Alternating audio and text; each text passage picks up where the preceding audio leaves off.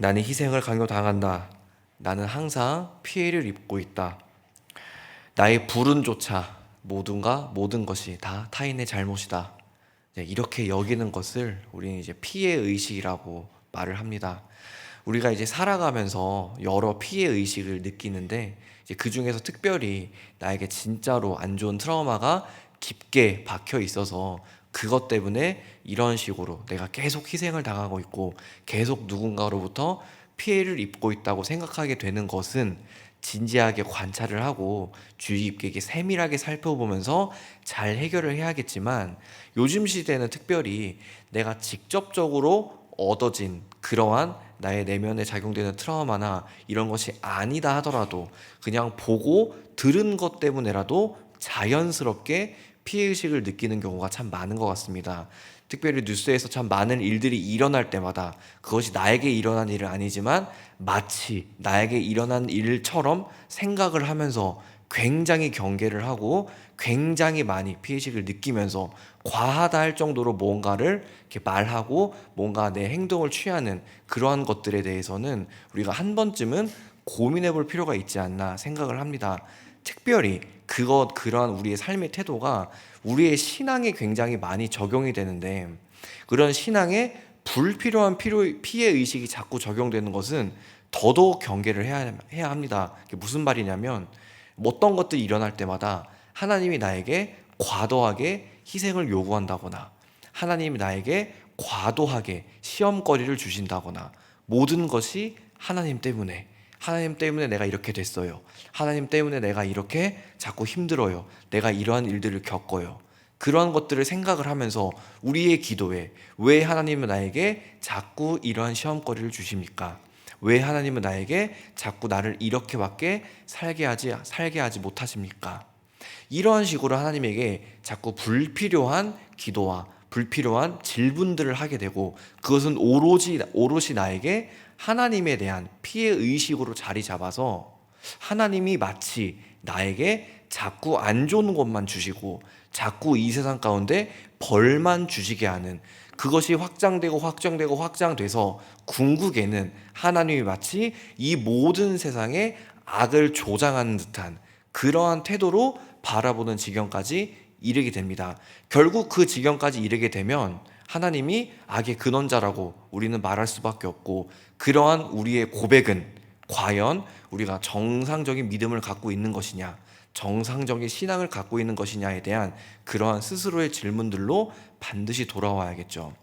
우리는 이렇게 불필요한 신앙적인 피해의식을 굉장히 경계해야 되는데, 오늘 말씀에서 특별히 그런 것들을 나누면서 우리가 과연 하나님을 어떻게 생각했으며 앞으로 우리는 하나님과 어떠한 관계를 맺고 진짜로 하나님이 우리에게 주시고자 하는 정말로 정답, 정말로 우리에게 주시고자 하는 은혜의 본질은 무엇이냐, 이런 것들을 함께 잠시 나누어 봤으면 좋겠습니다. 예레미야 2장부터 시작된 너희 유다와 이스라엘이 궁극적으로 멸망할 것이라고 하는 그 선포는 결국 예레미야 25장까지 이제 확장이 되었고, 이제 그 선포의 마지막에 다다랐습니다. 이제 그 길고 긴 선포의 내용이었는데, 이제 길고 긴 선포 굉장히 오랫동안 말을 하셨지만 이제 결과적으로 이제 결론, 너희들이 멸망당할 건데 오늘의 결론을 말하겠다 하면서 느부갓네살의 때에 이러한 말씀을 하시죠. 특별히 오늘 말씀에 이 느부갓네살이라는 인물이 등장을 하는 이유는 이 인물이 특별히 하나님이 어떻게 쓰시겠다고 하는 의미가 있기 때문에 이렇게 등장을 하는 것이고, 그 의미가 이제 후에 등장을 합니다. 의미를 살펴보기 전에 먼저 3절과 4절에서는 하나님의 마지막 고발이 이어집니다. 너희가 그렇게 죄를 행했기 때문에, 너희가 그렇게 나의 길에서 자꾸 벗어났기 때문에 너희는 멸망당하는 것이라고 마지막 최후 통첩을 하시죠. 그러면서 과연 얼마 동안이나 이러한 말씀을 하셨느냐, 5절과 6절 말씀을 보니까 하나님께서 예레미야를 통하여서 무려 예레미야 때만 23년이나 그들에게 계속적으로 회개의 요청을, 너희의 죄 때문에 멸망당할 것임을 계속 선포했음을 말씀하십니다. 예레미야 때만 23년이란 얘기는 그 앞에 선지자들도 있고 또 그 뒤에 선지자들도 있을 것이고 굉장히 여러 시간 동안 몇십 년이 되는 수많은 세월 동안 계속적으로 하나님은 그 유다 백성들과 이스라엘 백성들에게 그렇게 하면 안 된다. 나의 길에서 자꾸 벗어났기 때문에 너희가 멸망당할 수밖에 없는 것이다. 그러다가 진짜 멸망을 당하면 어떡하냐. 계속 그렇게 말씀을 하는 것이고 그 최후통첩에 끝나시는 것이 아니라 하나님은 놀라운 말씀을 덧붙이십니다. 지금에라도 너희가 마음을 돌이켜서 나에게 돌아온다면 지금에라도 용서할게. 지금에라도 내가 너희와 너희 조상들에게 준 영원한 그 언약을 지금에라도 너희가 나에게 돌아온다면 지켜줄게 라고 하면서 한 번 더 손을 내미시는 아주 사랑의 하나님의 모습이 담겨 있습니다.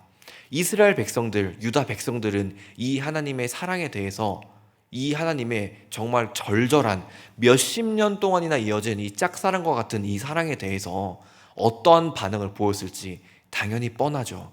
그때에서라도 손을 잡는 사람이었다면 아마도 애초에 손을 먼저 잡았을 것입니다. 그들의 상황에 대해서 이제는 최후 결말이 7절부터 11절에 말씀하십니다.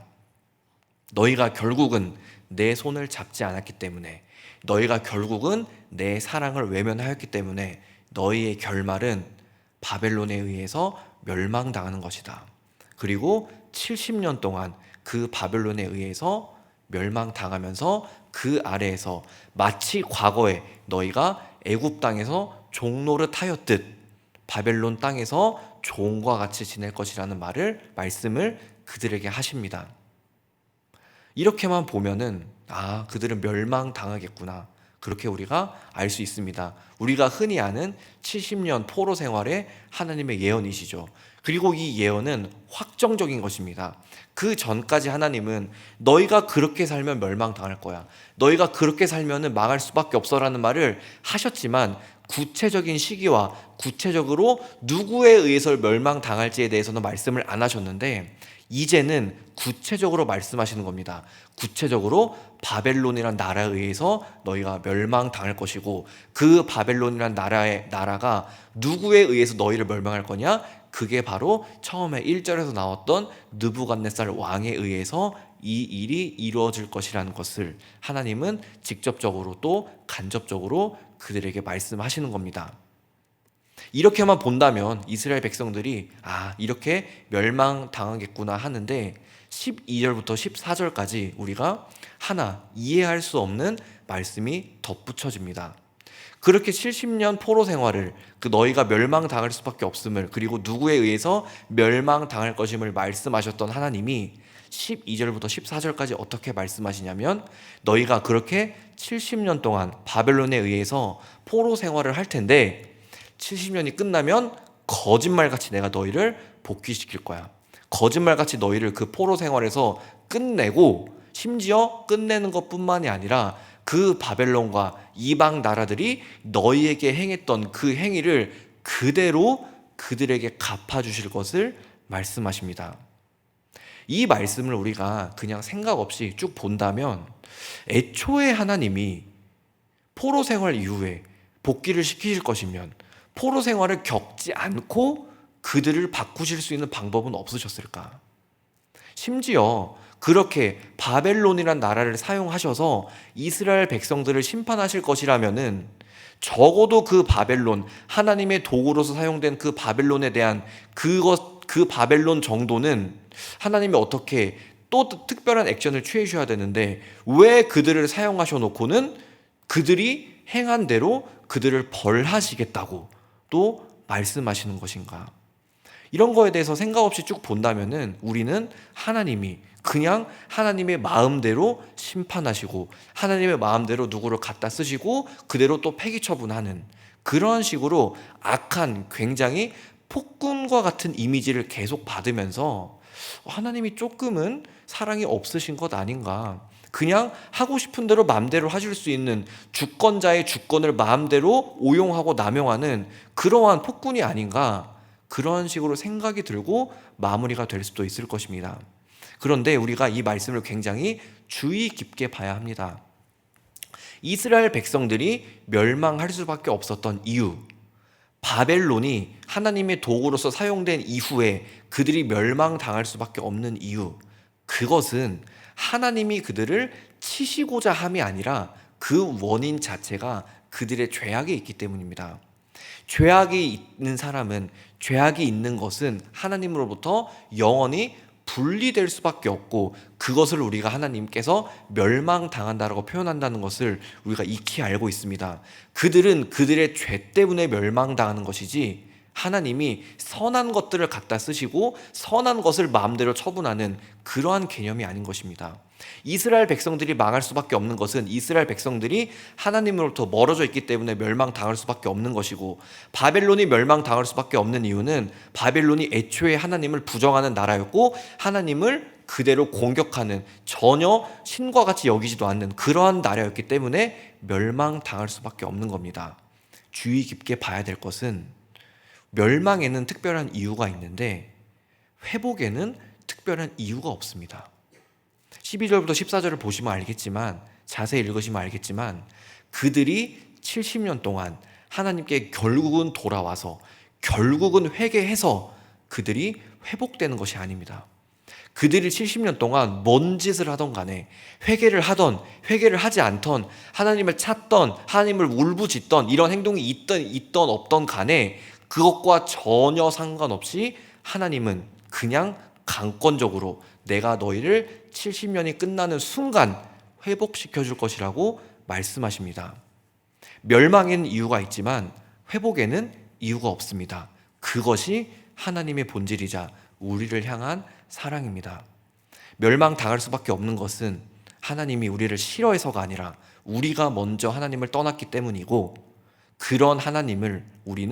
그런 우리를 하나님은 끝까지 이끄시려고 하시는, 끝까지 사랑하려고 하시는, 조건 때문에 우리를 회복시키는 것이 아니라, 조건 때문에 구원시키는 것이 아니라 무조건적으로 나의 자녀이기 때문에, 나의 백성이기 때문에 이끄시는 것이 하나님의 사랑입니다.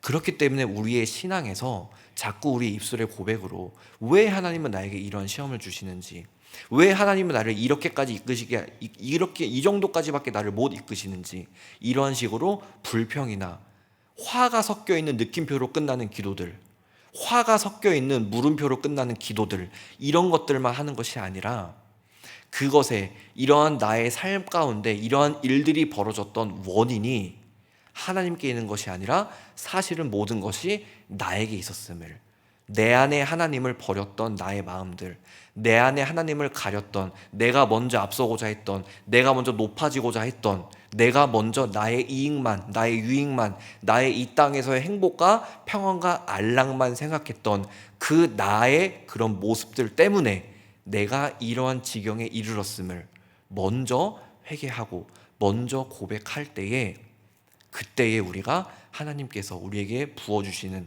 그 일방적인 은혜, 일방적인 사랑을 아주 조금이라도 느낄 수 있을 것입니다.